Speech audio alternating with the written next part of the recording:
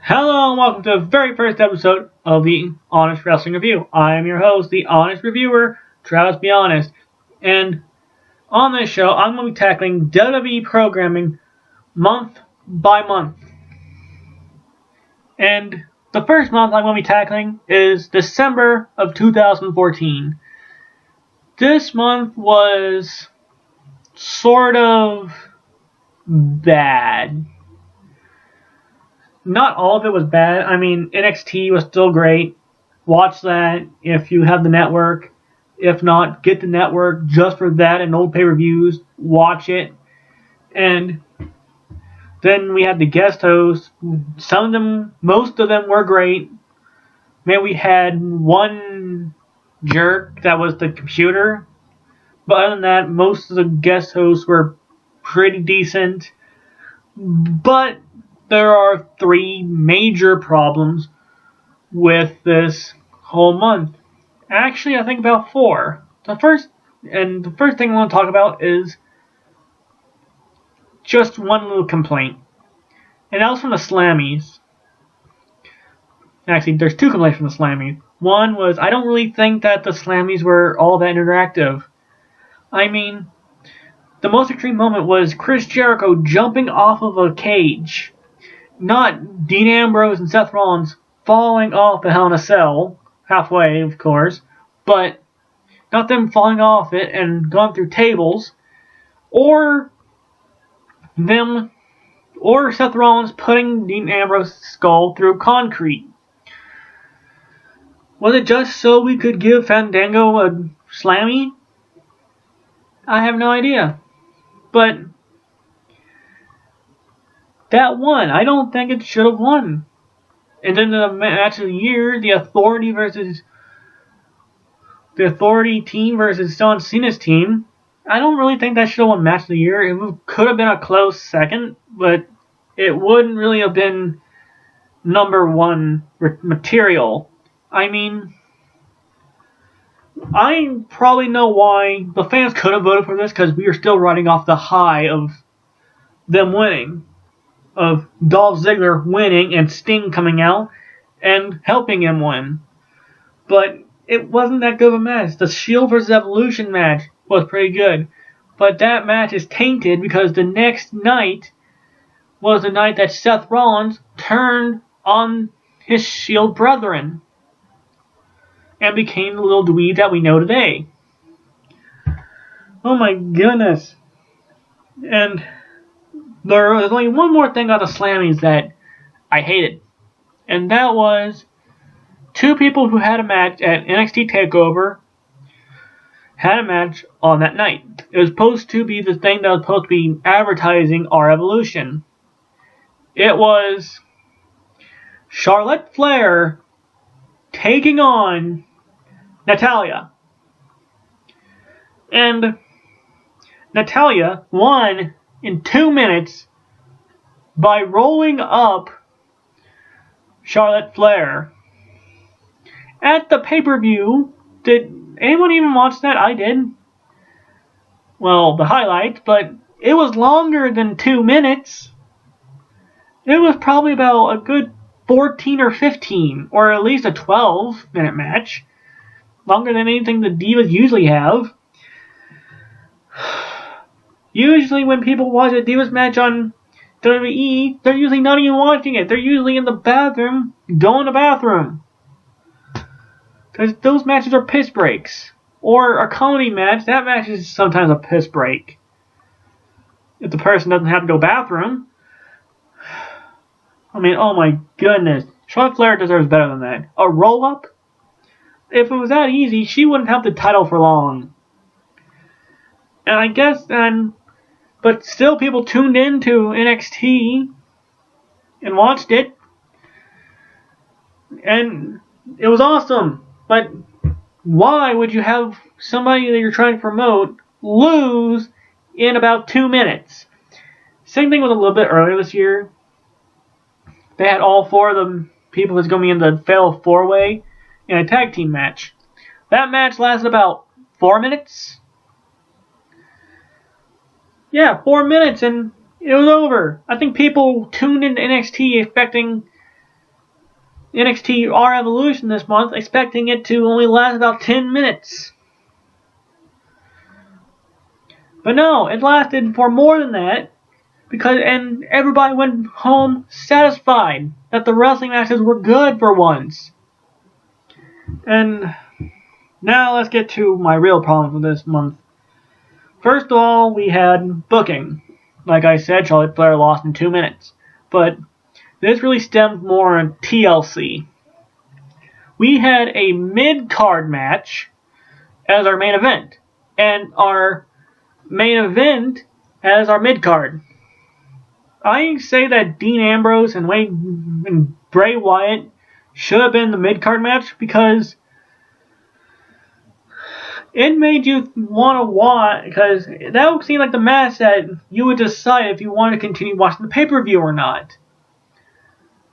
The mid-card match they had, the John Cena versus Seth Rollins match, made you think that the pay-per-view is over.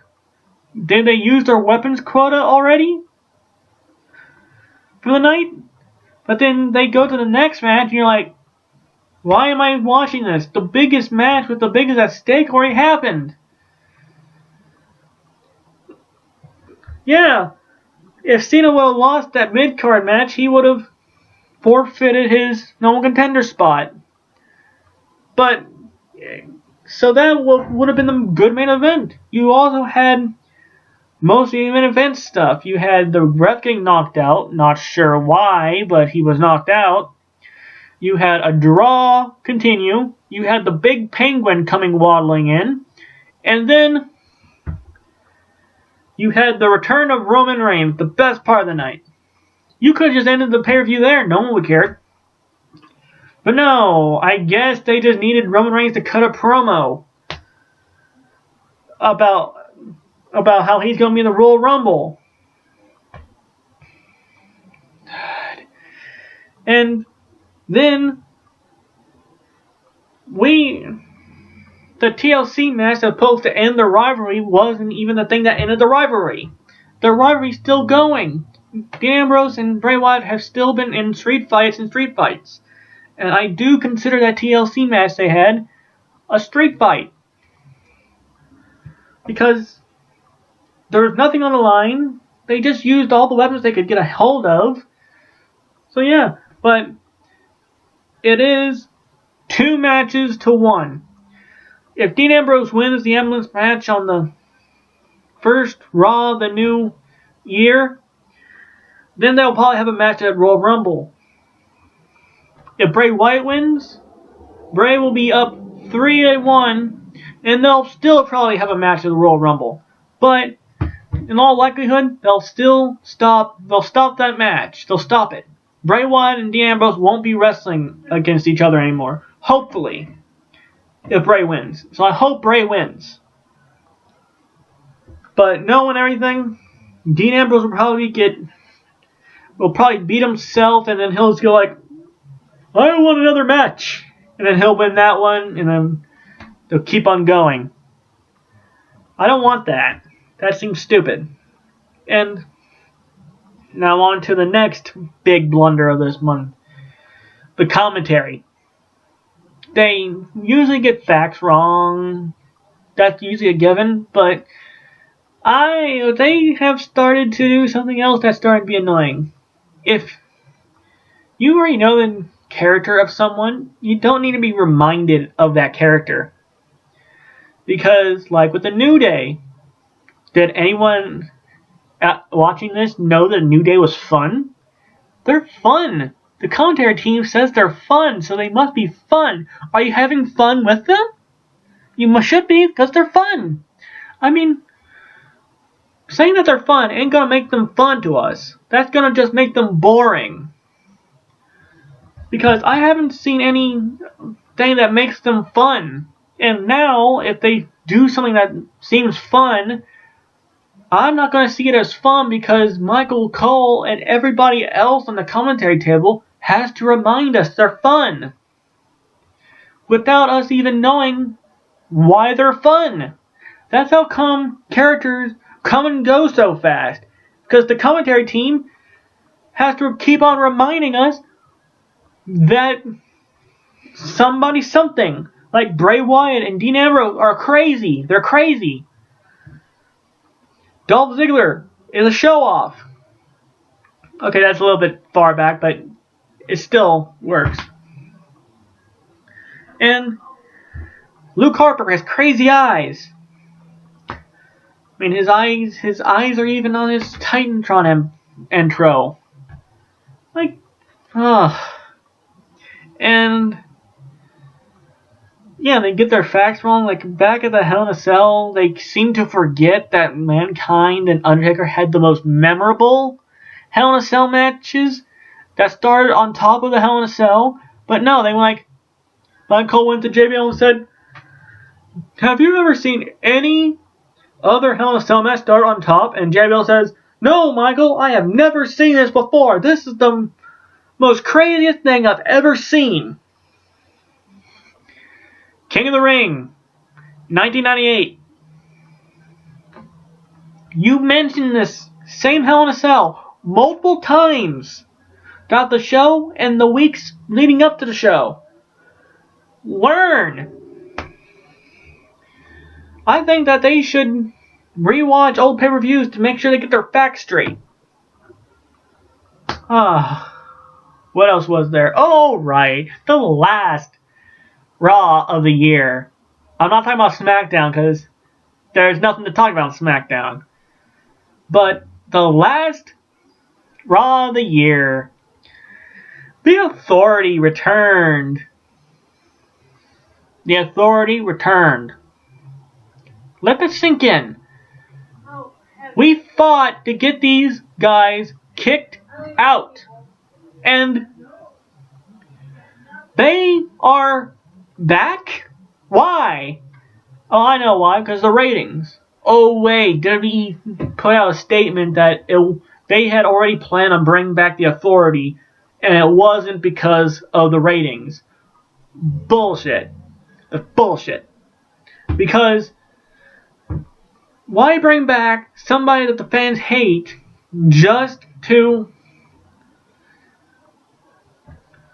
make sure the bad guys are winning again? I mean, the fans don't like to see bad guys win all the time, but on hindsight, it was us who put the idea that we do in their heads. Because we started to boo the good guys because we were sick of seeing the good guys. Seeing the good guys that they had. So they were like, they must like bad guys. So let's have the bad guys start winning a lot on Raw and on the pay-per-views. And then we start complaining that happened. It's kind of like the Attitude Era. Stuff that they sometimes try to do. The only reason why they don't work is not because the fans are picky, is because because back in the Attitude Era, the good guys and bad guys both got away with this kind of stuff. Not just the bad guys. So let the bad guys work their so let the good guys work some of that heel-like magic. And make an even playing field. But no. Now, we think that everybody who does this Attitude Era-like stuff has to be a bad guy. Because we have that burned into our brains now. But the Authority back. Why? I have just a feeling that everybody who was on Team Cena will probably be going through heck. Oh, heck. Even when they won, Eric Rowan became a jobber. Became a jobber again. Big Show turned heel, so he's doing fine.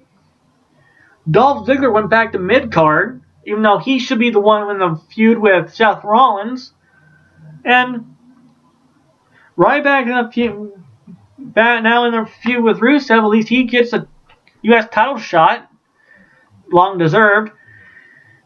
But yeah. And John Cena is now going to fight Brock Lesnar at Royal Rumble. Like he's been playing on for a while now. Well, I don't know. Maybe July will be better. Maybe something will happen that makes the Authority not so bad. I doubt. Well, anyway, if you like this video, subscribe, and see ya on our next video.